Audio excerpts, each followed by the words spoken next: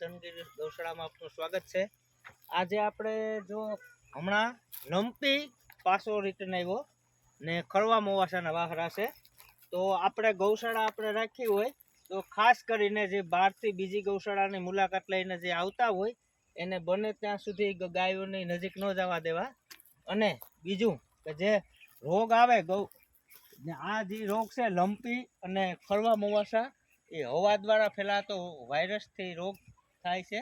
તો એના માટે આપણે ગૌશાળામાં દરરોજ ધૂપ કરવાનું, લીમડાની ધવારી કરવાની, ગુગળનો ધૂપ, લીમડાની ધવારી, તો એનાથી જે વાયરસમાં એના જંતુ હોય એ નાશ પામશે અને આપણી ગૌ માતા ને બને એટલું ઓછામાં ઓછું નુકસાન થાય એનું ધ્યાન રાખવાનું। બને ત્યાં સુધી બીજી ગૌશાળાને આપણે મુલાકાત લઈએ તો નાહી ધોઈને જ આપણી ગૌશાળામાં એન્ટર થવું, અથવા આપણી ગૌશાળામાંથી બીજી ગૌશાળામાં જઈએ તો ત્યાં જો નાહવાની કે સાફ સફાઈની સુવિધા હોય તો એનો ઉપયોગ કરીને પછી જ ગૌશાળાને તો આપણે બને ત્યાં સુધી ગૌ માતાને ઓછામાં ઓછું લંપી અને ખરવાથી બચાવી શકીએ।